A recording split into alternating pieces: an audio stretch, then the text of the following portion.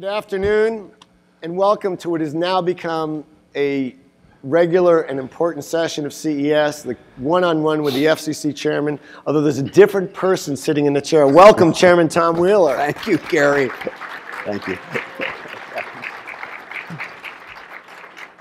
So you've been at the helm for less than 3 months now, but you're there, and I've never seen an FCC Chairman take charge so quickly and make decisions. So how was your flight here? Next topic. No, the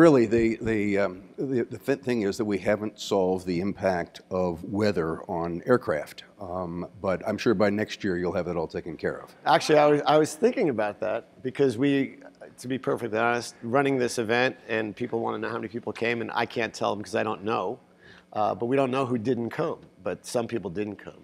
But I was thinking, why can't airplanes follow the same technology innovation curve that electronics have? Because they're still going this. Actually, it's worse, but that's just a different subject. Let's talk about what we should be talking about. You know, what I love about this guy, and I think I did an interview that was broadcast over the weekend where I talked about this interview. And what I said was, it's great. I've done a lot of different FCC chairmen. They're usually very young, especially compared to me as I get very old. Not the same, but they're looking out for their Careful future. what you say here, Gary. Well, that's what I'm saying. And that's what I said, is that they're generally very careful about what they say.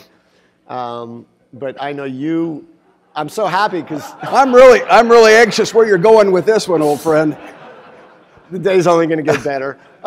You have headed a major trade association to produce a trade show. So actually my status has just increased because now you're an FCC chairman is your next job. This is what I could try for in my future.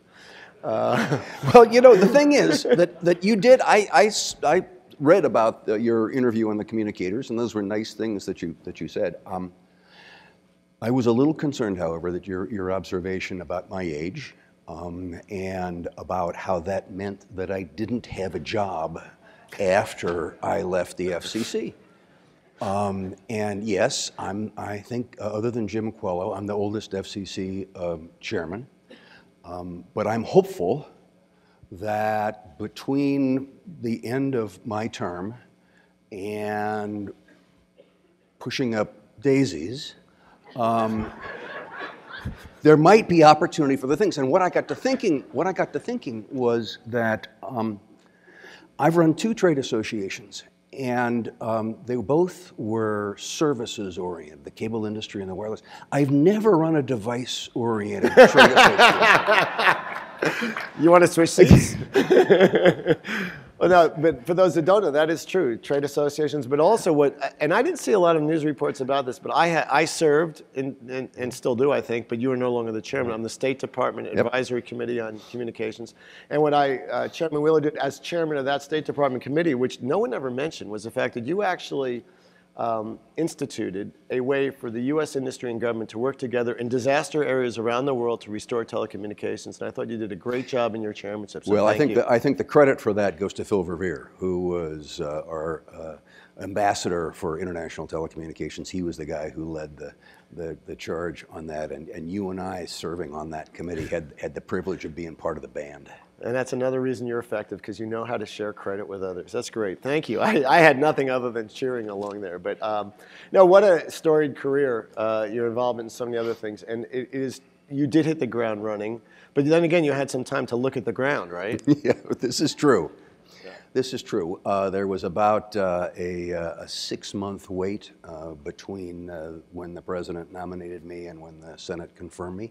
So there was a lot of time to sit around and think about things. And you put together an all-star, superstar cast of staff. Phenomenal. You know, Gary, I mean, you are so right, and I really appreciate you mentioning that. I mean, there's a team of them sitting right here. But the great thing is that I mean, we really do have, use the right word, all-stars at the FCC. And one of the things I think that enabled us to hit the ground running is, where's Chairwoman Clyburn? Sitting right over here, okay? Hey, yeah. Chairman Clyburn! So my challenge was that, there'll be an interim chairman, it'll be a sleepy little place until you get there, right? Wrong. It was like getting on a treadmill.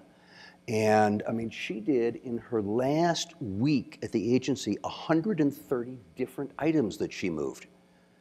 And absolutely deserves that. And you know, that, you know, so there was great impetus, and I was able to catch the wave. That's my benefit. You know, I have to say, I was saying the same thing this morning. I had a meeting with a minister from France in charge of innovation and describing who her dinner partner would be, and that's exactly what I said about Chairman Clyburn, that I don't think there was expectation there would be so much activity in such a short period of time. She cleaned out everything, so you had a clean house to walk into. Well, there's a lot of more things being added to that house now. The great thing about the job, it's never without never clean, never nothing clean. to do. It's never, well, It's never clean either, but anyway. and then of course you had to deal with the government shutdown and things like that right away, right? Mignon did. I Oh, didn't. I'm sorry. I was outside observing. Okay. Well, but there are big issues, so let's talk about a few. One of my favorites, of course, and I see that Senator Gordon Smith is in the audience, the head of the National Association of Broadcasters. Hello, Gordon. So let's talk about the spectrum auction. Certainly in this chair, Chairman Jankowski many times talked about his goal was to get action. And along the way, we did work together and got Congress to pass a law. Right. President Obama signed it, and now you have to execute on it. What do you think? Well, you know, we haven't had a spectrum auction since 2008. And there has been this pent-up demand for spectrum pushing against that reality. And we're going to have 3 spectrum auctions in the next 18 months. Could you go through each of those? Including, our audience is very diverse. It's from around the world, and there are those that know it intimately and breathe it and live it. A lot of FCC attorneys are in the room, but there's also those who don't even know what I'm talking about. Well, we're going to start off literally in less than 2 weeks on the 22nd of January, which called the H block auction. And then this fall, we'll be heading to the 1755, 1780, 2155, 2180 block of spectrum, which is it's a great model of government in multiple iterations and industry working together to solve the spectrum crunch. Because what NTIA and the Department of Defense, working with the industry, did to get the spectrum to be able to pair was really significant, and therefore the ability to have this auction in the fall. And then next year, middle of next year, we're going to have the incentive auction. And Gary Epstein is here also. There he is. Gary Epstein is the man who is running the incentive auction. It is a massively non-trivial undertaking. I keep describing it as a Rubik's Cube. Because if you think of a Rubik's Cube, you know, it's got those 3 dials in it.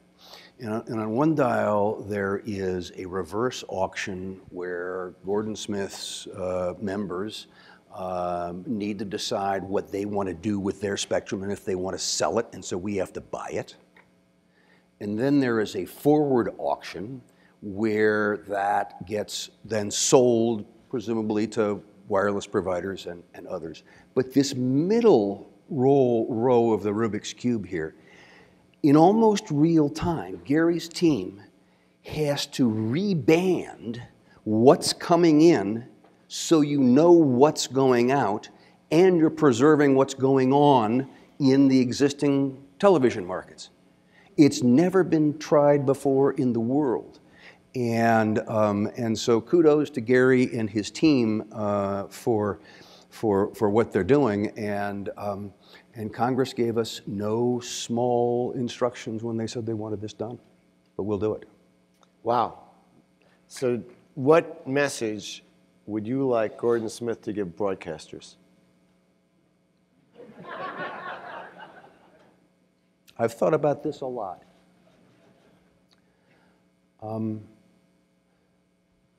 There never has been a time of greater opportunity for America's broadcasters.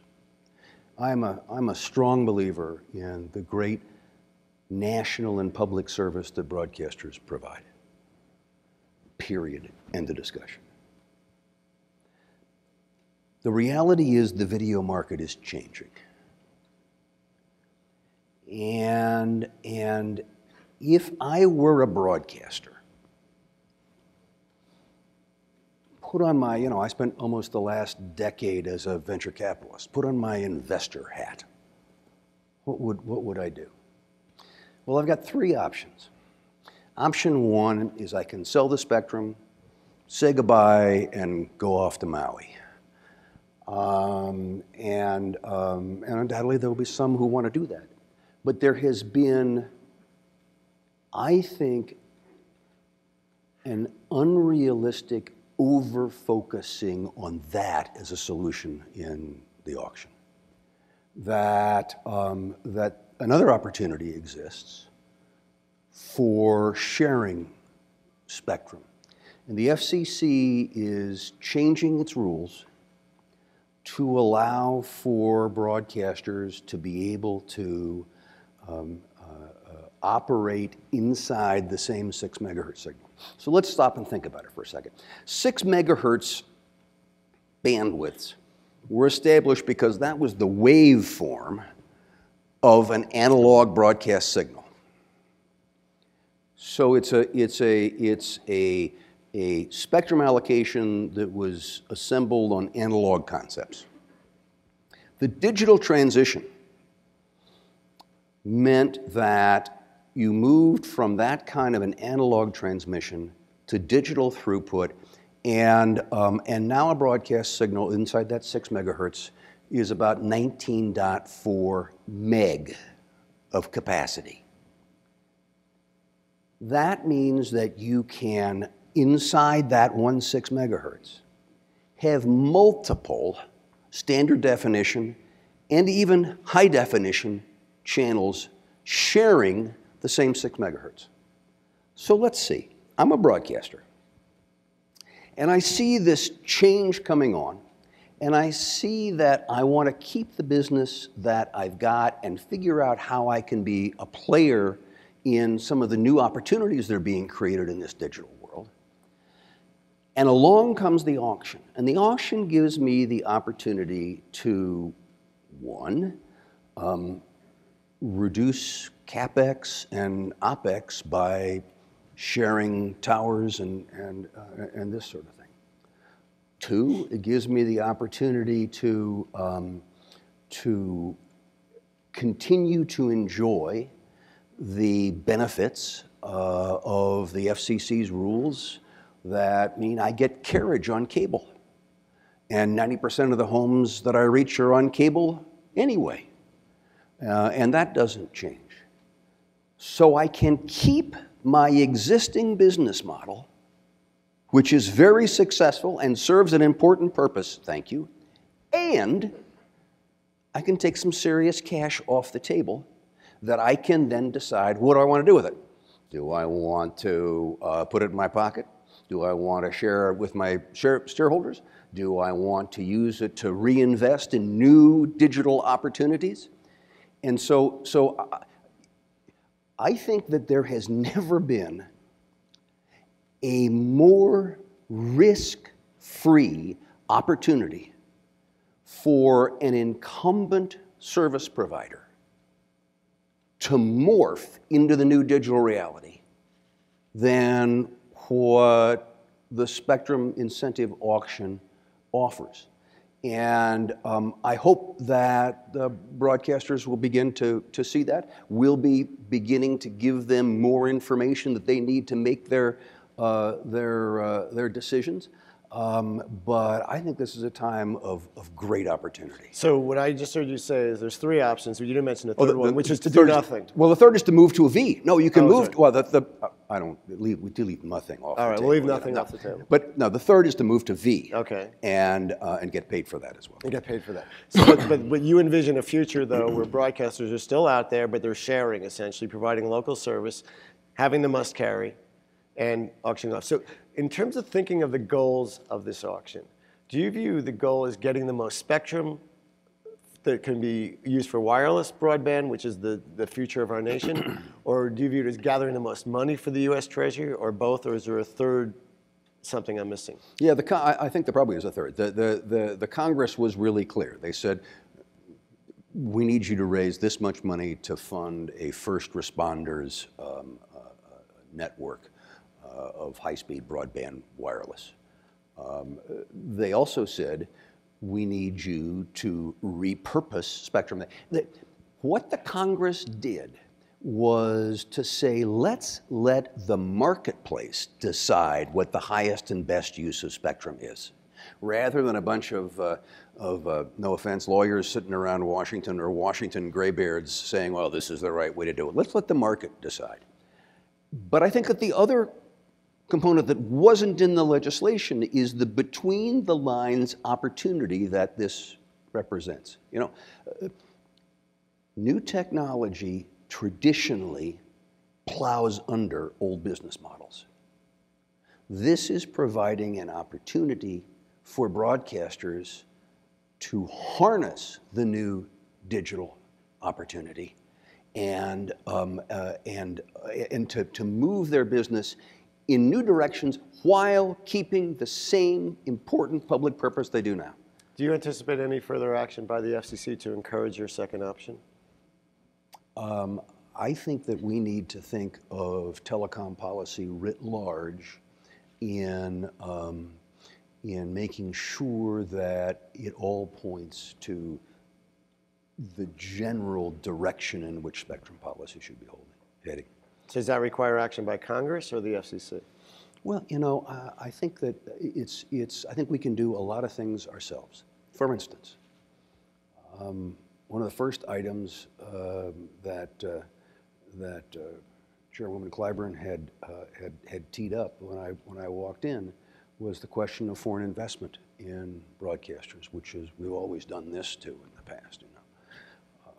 And we've made it clear that we will look more favorably on foreign investment, but we have also made it clear that that foreign investment and the ability to provide the waivers needs to be in sync with the kind of spectrum policy that the Congress has instructed us to follow. And so I think we need to look at all of our policies and how do they fit in the direction that Congress, in supporting the direction Congress has told us to go. So foreign investment, foreign investors, are they eligible to bid on this spectrum? Is that what? No. Okay, What I was talking about so. is Okay. what I was talking about is, for instance, let's say that there is a small or minority-owned operation, broadcast operation, that wants to expand its reach, expand its programming, and sees the auction as a way to do it. So they negotiate a sharing arrangement with a fellow broadcaster, and then if they need additional capital and they want to turn to others to raise the capital, those others can include foreign entities. Can they include big telecommunications companies? Well, I think we always have the cross-ownership rules, and we cross those one at a time. So the question I'm asking about specifically, Verizon and AT&T, are they eligible to bid in the auction? Like I said, I think we cross those one bridge at a time. No, Is that one market at a time? So clearly, Congress was very specific in saying that no one can be precluded from participating in the auction. They were also very specific in saying the manner in which the auction is designed has flexibility for the commission to determine how various allocations should be done, whether there should be ownership criteria, spectrum caps, et cetera. And those are the kind of things that Gary and his team are wrestling with right now. Of course, I should respect your position on it, because obviously there's enormous pressure on you on both sides of that equation from various people. So. But you know what the fun thing is, Gary? I'm trying to figure it out at this point. No, here's the fun thing. Here's the fun thing.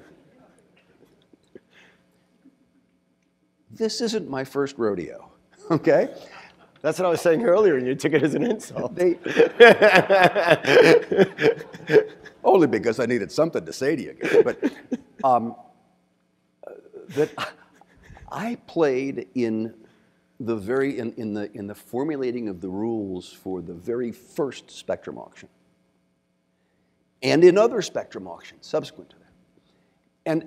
And you know, I know firsthand that where you stand depends on where you sit in terms of the assets that you have and what you're trying to maximize. And I can assure you that I went around, I'm not making any judgments on anybody today, but I went around with my hair on fire talking about the end of Western civilization as we know it, unless they did the auction my way. And they didn't. And you know what? It was a pretty successful auction.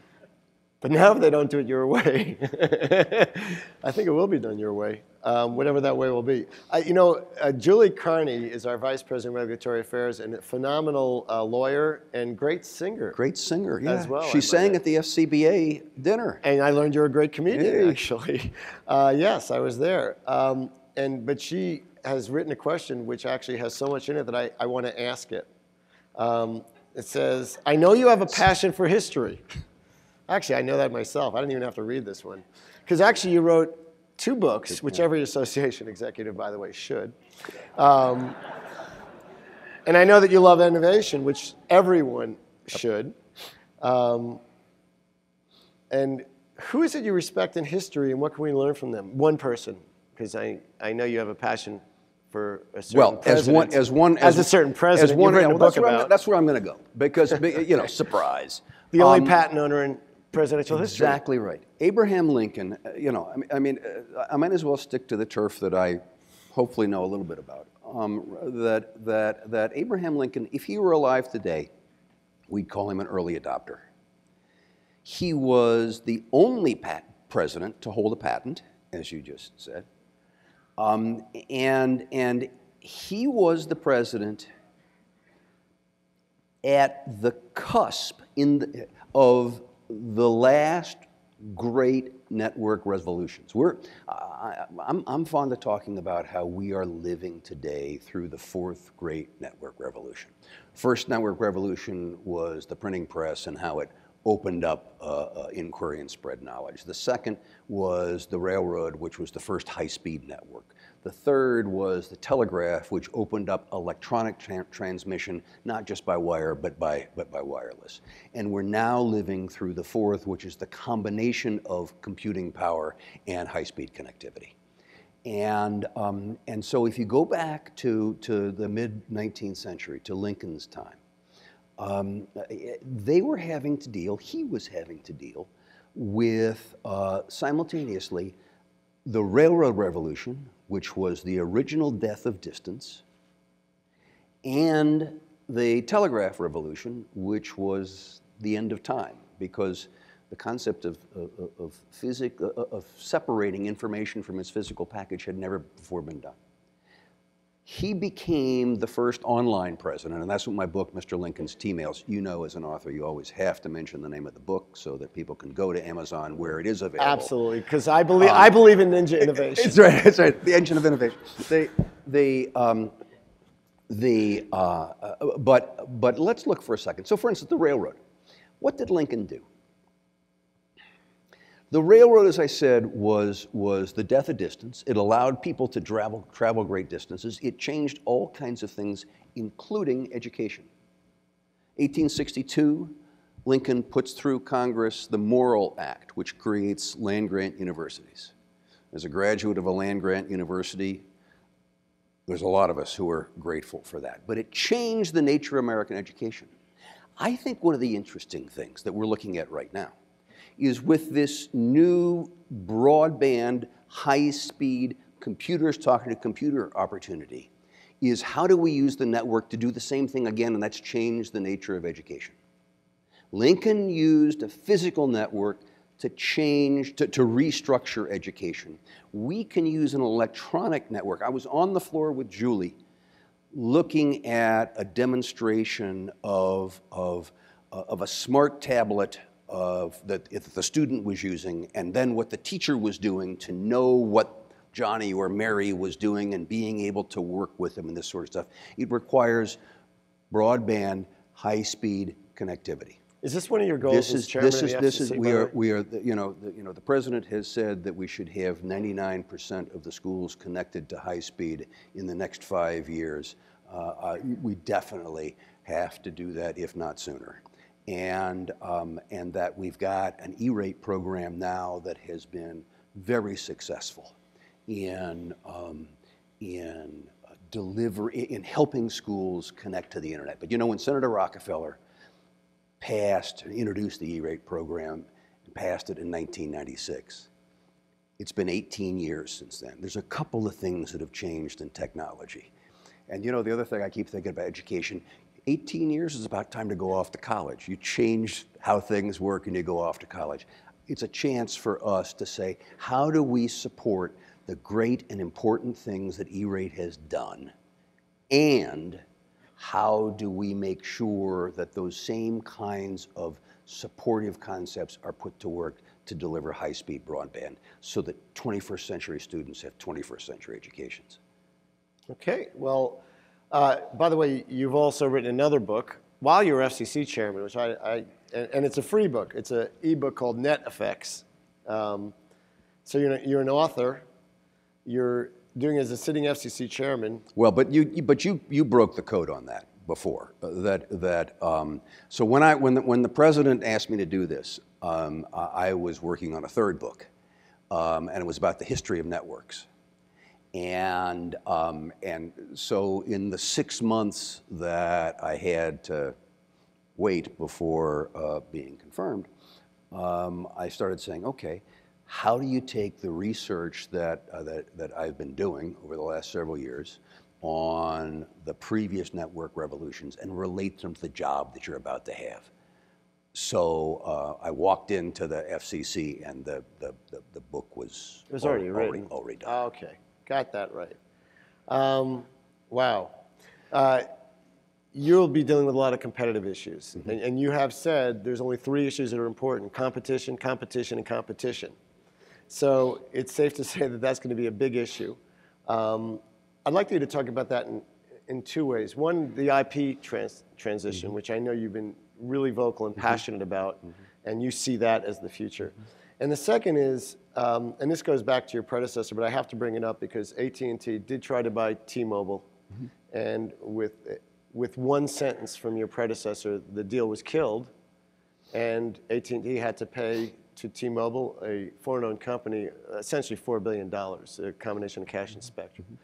So what is it about the law today that is unclear that there could be such a distance between what the government believed and what AT&T's lawyers believed? Or is the law incorrect? Or how do we avoid that situation for companies in the future so they can have a clear picture of the law before they enter a merger? Or maybe they shouldn't, and that gives the FCC discretion. And also talk about the IP transition, which is a separate issue. That's all you want me to talk about? Just the whole concept of changing from analog to... Please do both in one sentence. Let's talk about the competition issue. I mean, obviously, we look at every issue that comes before us on a case-by-case basis based on the facts that are presented. It's what Julius and the other commissioners did on the AT&T, T-Mo, and if we are presented with something, I can assure you that's what we'll do. I am kind of fascinated by the fact that there's a Lake Wobegon kind of nature in proposed mergers, it seems to me, where, in Lake Wobegon, all the children are above average, right? And I keep hearing about mergers. I've never seen a merger that isn't presented as going to increase competition. And so I think what the responsibility is, as I say, is to look at the facts and to say, really? And make a judgment accordingly. Now, insofar as the IP transition is concerned,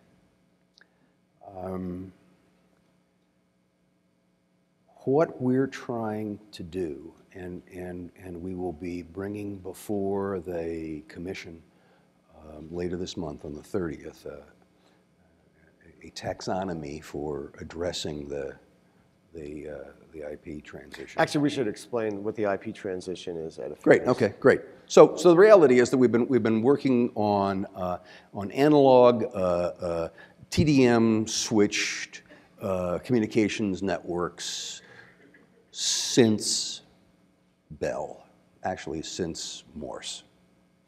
Okay. And now everything is going to IP, and IP has incredible advantages. It's less expensive, it is more flexible, it's the classic elimination of all the silos of this is voice, this is video, this is data kind of thing. Everything, a telephone call is the same as Angry Birds. And as you move out of that former analog circuit switch environment into all IP, there are going to be effects. And the question becomes, how do you make sure that the transition to the new technology maintains the kinds of things that consumers have always had a right to expect from their networks? And we've begun to call this the network compact.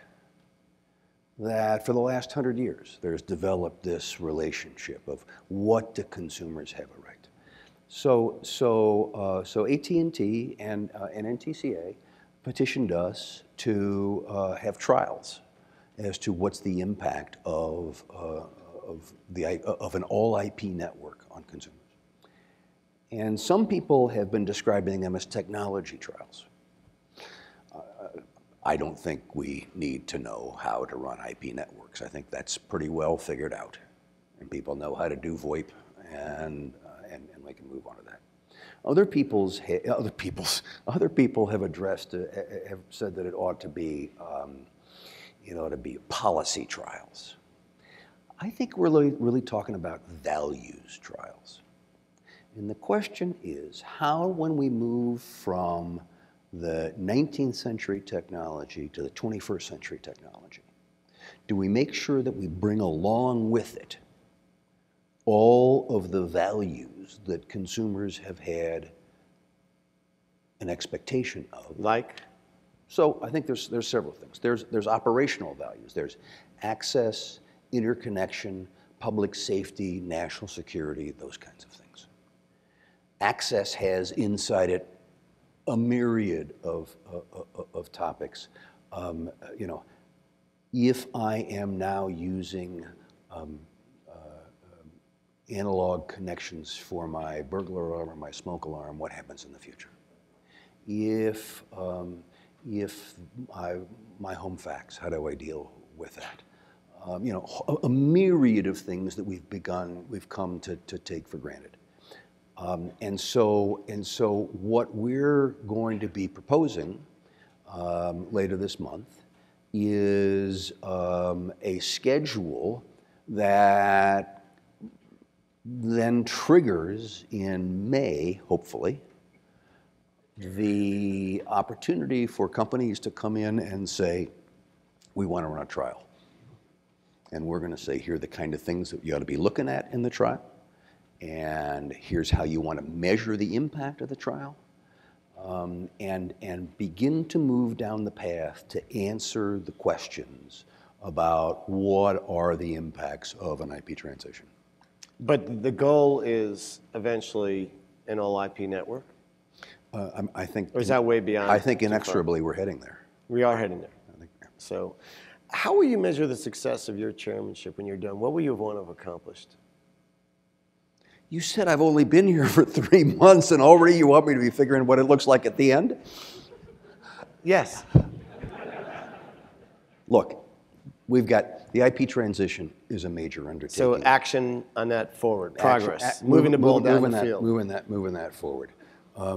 E-rate and 21st century education opportunities, the spectrum auction and getting more spectrum out there, making sure that there are opportunities for individuals with disabilities that are addressed both in the IP transition through the new opportunities that are created by an all IP network and through the application of technology, which you guys have been so great at. I mean, what you have been doing in terms of working with consumer electronic producers and getting input from various disability communities. I mean, I've visited with some of them here. Bringing them here to the show, getting input is the kind of thing we need to be doing. I think we also need to be thinking about beyond devices. We need to be thinking about the quality of closed captioning, for instance. We need to be thinking about captioning for video clips, captioning on the internet. You know, I am a proud Buckeye. Okay, I went to the Ohio State University. And at Ohio Stadium, on the big Jumbotron, there is closed captioning. And it can be done there, we can do it everywhere. Thank you. CEA did create that captioning standard. No, which is what I'm trying to say. Yeah. Yes, these are significant, but those, and that's not an all-inclusive list, but that's just some of the kind of things. And I know the accessibility issues are important. This, you know, a couple leading members of Congress have talked about rewriting the '96 Telecom Act. Certainly a lobbyist dream. Do you envision any thing you would, if you could press a magic button and have the '96 Act rewritten, how would you rewrite it? Where's the button? Just between us. Okay, well, in that case, Gary. I am doing nothing but reinforcing your old man image because I was present when the '96 Act was written. So was I. You were exactly, and I remember. So I remember two things. I learned two things out of that, Gary. One is that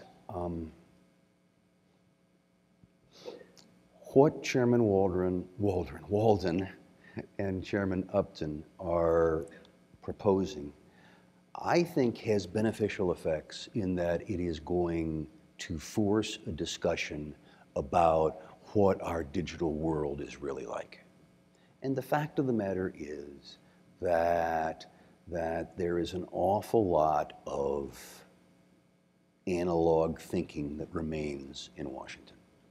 And so if they can have N+1 hearings talking about this digital issue and that digital issue, I think that the tide is lifted for all boats, and that's a really good idea. You're saying the discussion itself is healthy. The discussion itself is important. Right. Secondly is, as I said, I remember being in the negotiations that produced the '96 Act, and that although the internet was mentioned like once, and digital concepts were kind of vague at that point in time in the minds of legislators, there were a set of values that were well spelled out in that act. And I sat in the meetings where legislators said, well, you know, we'll do this, and then we'll leave it to the FCC to stay up with things and to stay flexible. And so I think that the current act has ample authority for the FCC to continue to exercise its role even in this new environment. And then obviously we will look forward to working with the House as they proceed down the path. Okay, back to spec. And by the way, I'll take some questions if there's little written forms we've distributed, and if you have them, I will gather them. just back to the spectrum issue, because a lot of the innovation you've seen on the floor is obviously all of it is tied somehow to spectrum, almost, except actually I'm trying to figure out what's not. Maybe some accessories cases, but there's. No, I actually saw a onesie on the floor today, a baby's onesie, right? Was there something electronic about it? That is all it can tell you whether the baby's rolled over. And I got to say, as a grandfather with 2 7-month-old twins, okay, this is a first-rate idea. Well, Intel in the keynote, the new president demonstrated a baby product which not only would tell you when your baby rolled over, but alert your coffee cup if the kid was too hot. Was that it? Yeah. That's the. Yeah. Okay, great. But some of it is licensed spectrum for most broadband, although Wi-Fi is not exactly licensed. But how about other unlicensed spectrum? Is that an important priority for you? You bet. I mean, unlicensed. Remember when 2.4 was considered the junk band? You know, it was garage door openers. Right? Yeah. Well, garage door openers are a great product. I'm sorry. I don't want to give mine up. But the commission made some decisions that opened it up for unlicensed use. I remember getting the telephone call about when I was back at CTIA, and this was probably, I don't know, this was the 90s. And somebody was saying to me, there's this new low power standard that we're going to be pushing, and we've named it for a Danish king, Bluetooth. Oh. And that's interesting. But who would have imagined that would happen? Who would have imagined that Wi-Fi has taken off as it has?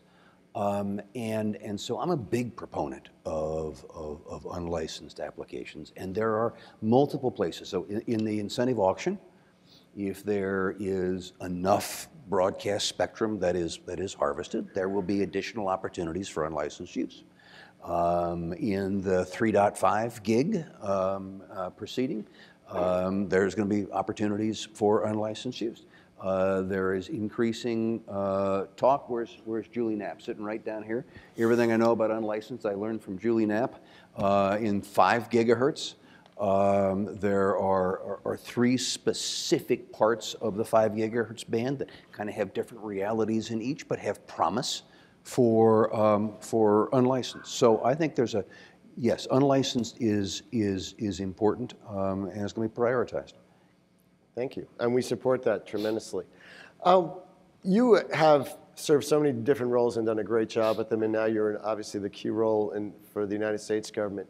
A lot of countries want to emulate the U.S., and they want to have a great communications policy. They want to have broadband to everyone. They want to be innovators, which broadband and spectrum, as you know, are the vital ingredients at this point. What advice would you give to a foreign government that was doing it all over, or starting from scratch, if you will? So I think there are a couple of approaches. First of all, let me respond first by talking about the new regulatory reality. Okay. The old regulatory model was, we pretty much know where things are going. There are a few hothouses like Bell Labs and other places that produce, advancements. We can track those, and we'll figure out how to fit those into policy. It was a very proscriptive kind of a structure, and we could do it because you had these silos that I was talking about before, television and telephone and this sort of thing. The new regulatory structure is one that recognizes that, it's like that line in Through the Looking Glass. Now, here said the Queen, it takes all the running you can do to stay in the same place.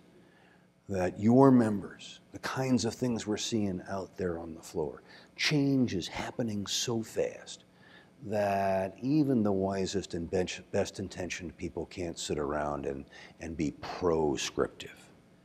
But what we can do is say that we want to have an environment that encourages innovation and holds true to a set of values and maintains authority to deal with the protection of those values. So this is not a laissez-faire, let's back off kind of a thing.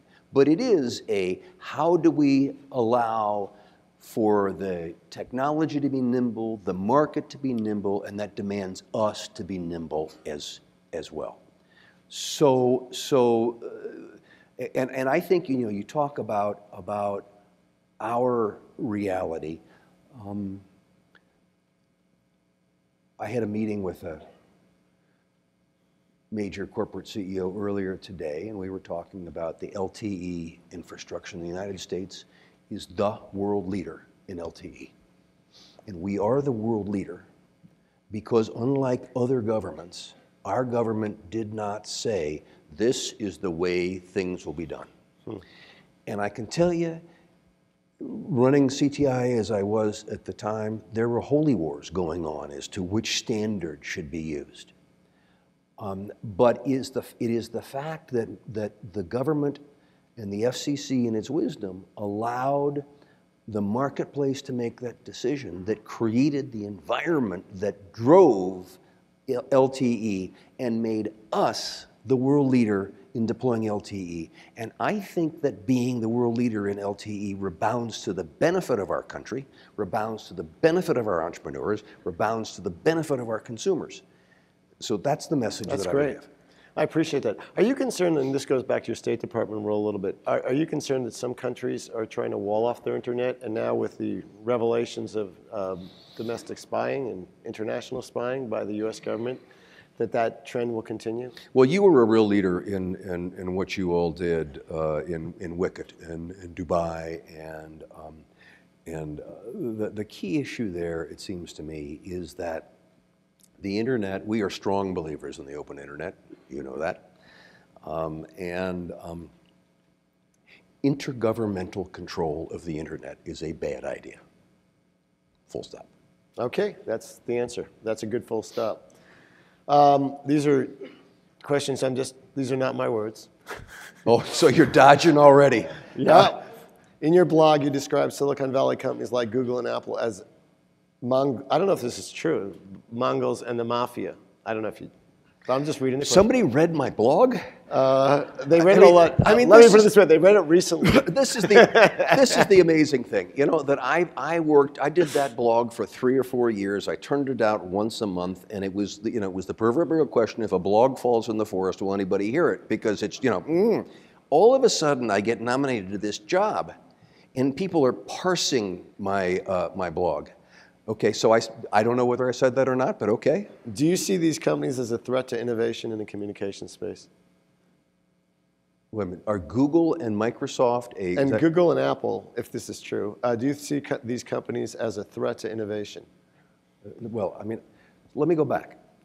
What I have said is that I believe that we need to be encouraging innovation and keeping a watchful eye and having a willingness to intervene when the activities in the marketplace cross the thresholds of the kind of network compact values I've been talking about. You know, let's talk about the open internet, for instance, okay? We're strong supporters, as I said before, of the open internet. The open internet order was drafted in a way that encouraged innovation, that recognized the difference between wireless and wireline, and also said, but you won't screw up the operation of the internet, you won't act in uncompetitive, anti-competitive ways, and you won't act in preferential ways. Okay, those are, I mean, we understand what those marching orders are. And innovators innovate, and we'll use those kinds of tests to look and say, okay, now, what is the appropriate response, if any? Are we having a staring contest, or what are we? Next question, are you done? I'm ready. I mean, you're the one holding the cards. All right. Yeah. This is Vegas. Yeah, right, exactly. You're holding the cards in more ways than one. You know, there's a journalist here who's kind enough to give his company, VentureBeat, Tom Cheradar, and ask the question, can you clarify your stance on net neutrality? Is it important to maintain? Why or why not? I think I just did. That's That's it. That was sort of work for you said, yeah, stop, you're going to get in trouble. I'll be happy to repeat it. I'll be happy to repeat it. All right, then I'll go to the other question, which I have a couple of these actually, and I'll rephrase this one. So it's that bad. No, actually, I think you did the right thing, and it was misinterpreted. And CEA for years have been working to gather consensus technically about airplane use of electronics products from a technical standpoint, and made a recommendation which was accepted by the government that said you could use these products. And then there was a minor panic that somehow people would be talking on phones. And I think you said, from a technical point, that's not the issue, and we've been asked, and we'll issue a notice and find out. And people panicked and misunderstood it, and now here we are. Do you want to clarify what I said about what you said? Or the question was, well, that's the question. So I mean, I think that, yes, it was an interesting experience. And again, I emphasize that what we've done is put out a notice to get comment on the elimination of the rule. But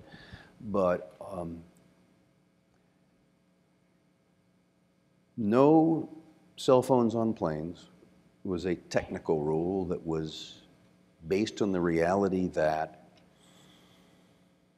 cell phones, by their design, up their power as they try to reach to an antenna, the further away the antenna. Intentional emitters to right. work. And flying on an airplane fast across multiple antennas could be detrimental to the terrestrial network. Along comes a new technology that puts picocells on planes that allows the phone automatically, without anybody doing anything about it, to dial itself down till it has real low power that doesn't reach those antennas down there. And the reason for the rule goes poof. Now,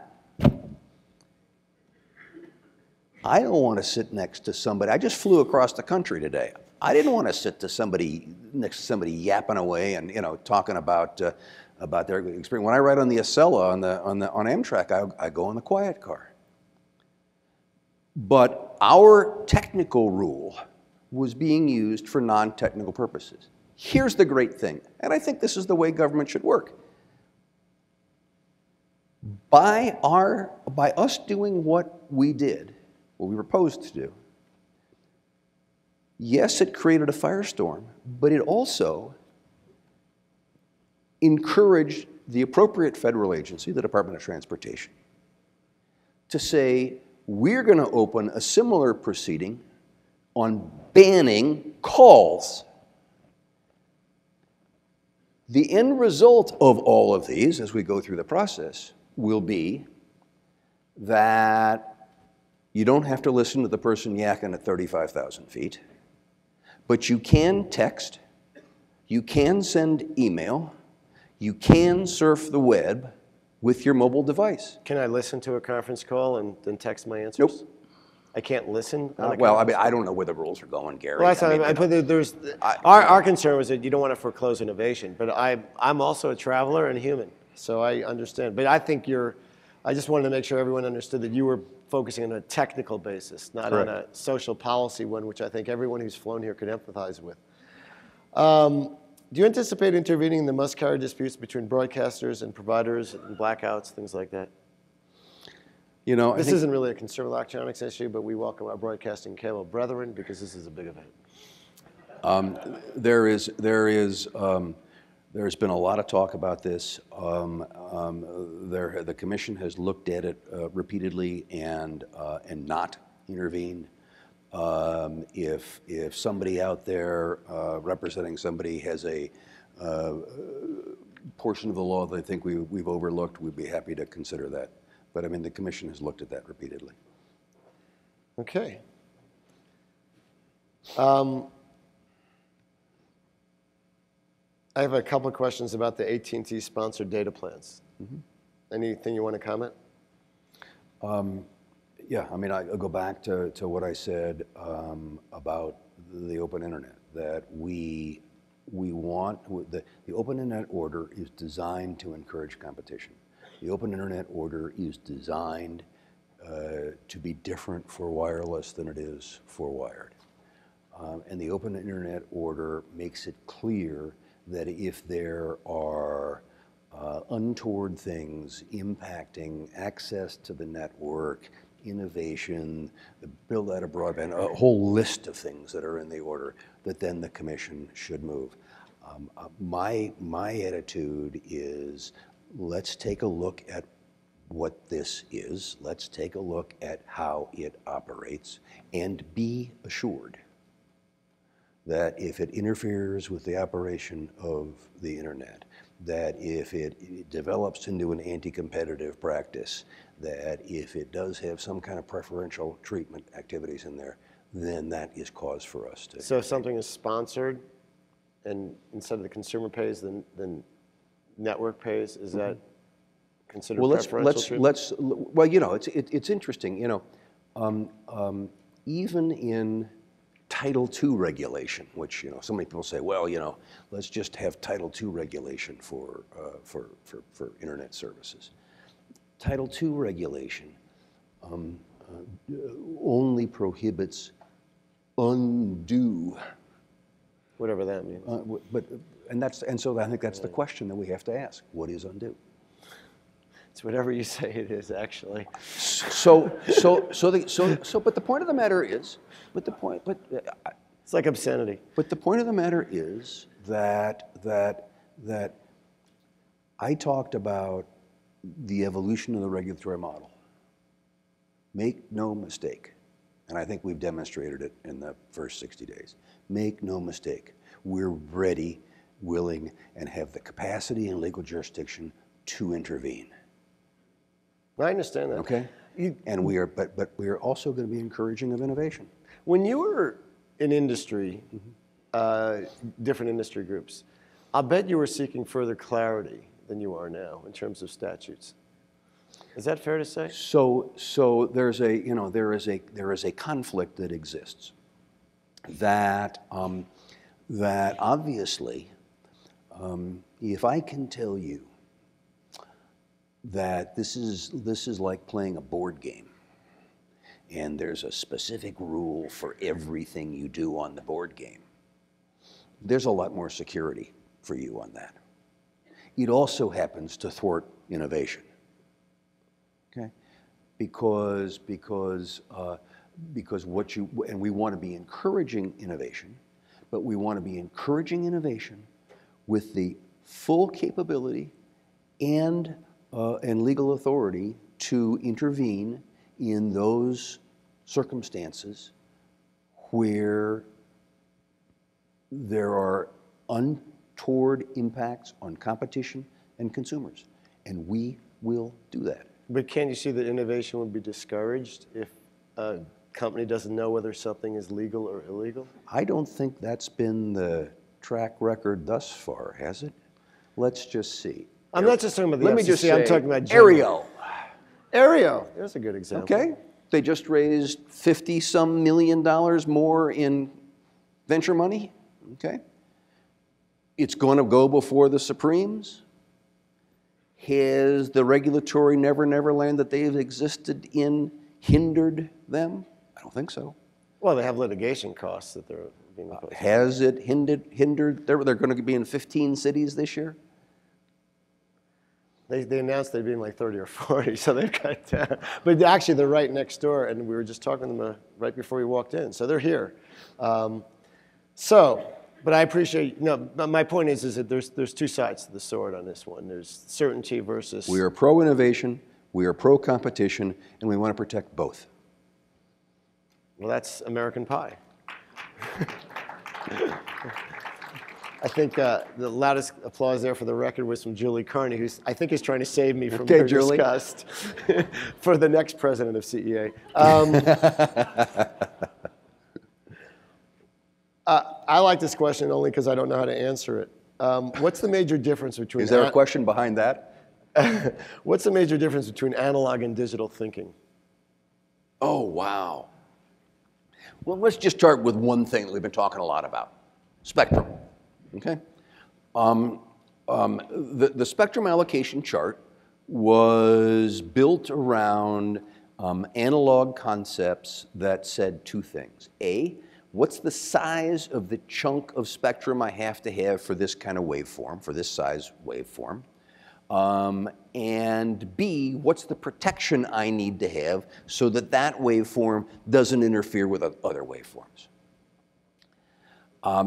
And that's how the multicolored spectrum chart that we've all seen came into being. Digital thinking says, well, wait a minute.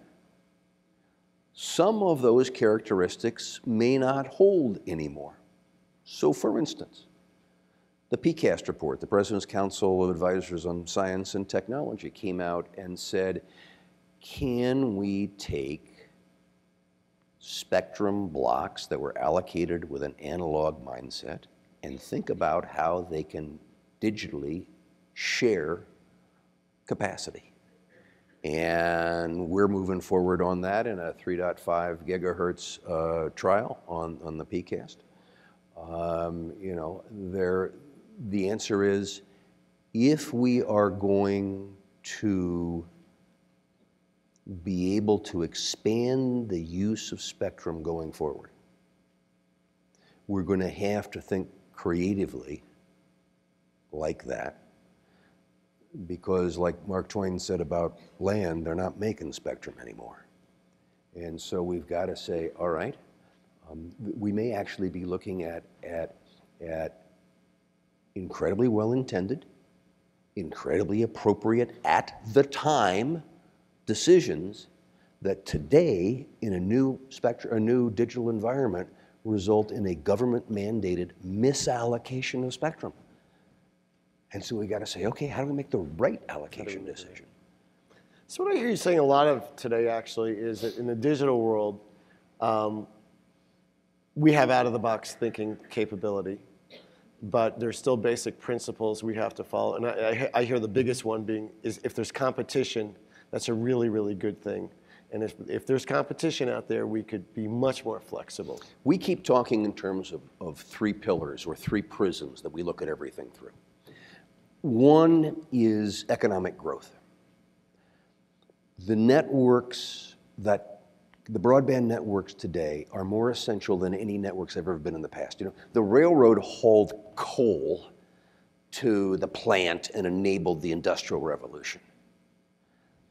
What the broadband networks are is the information revolution. It's not ancillary, it is primary. And so how we encourage economic growth using these networks is crucial. And a key to that is competition, competition, competition. Because competition is so much better than even the best, wisest, most well-intentioned policymakers. Second is the network compact that we've been talking about all along, the relationship between networks and those who use it. And the third is that our new networks are important not because they are new networks, any more than, the railroad wasn't important because they were steel tracks running across the plains. It was important because of what it enabled, what it delivered. And so we want to make sure that our policy is encouraging the applications on the new networks. Again, back to 21st century schools. Again, back to opportunities that are created for individuals with disabilities to make sure that they can use those new networks. But those are kind of the three pillars that we look at the whole digital revolution, network revolution through. That's great. And when you say competition, do you mean competition like between wireless broadband providers, or do you mean competition between a wireless broadband provider, a cable provider, a broadcast, satellite, wireless and wired? I mean, do you distinguish? Yes. I mean, I think that we're not yet to a point where there is modal substitutability. There's a great term. We're getting pretty close. But we're getting there. And do you think if the more there's competition, the less the importance of things like net neutrality? as long as there's consumer disclosure, as long as there's ability for consumer to change their carrier immediately if the carrier changes what they're doing? So I've always, always for the last 60 days, been talking about what I call the regulatory seesaw, okay? And that is that if there are good things happening in the marketplace, if there is competition, if there is voluntary industry activity, then the agency doesn't have to do much. But it can go this way as well. We want to encourage this, that we have no fear of doing this. So you've been in jobs like mine and you've been with industry. What can industry do positively to make sure that happens?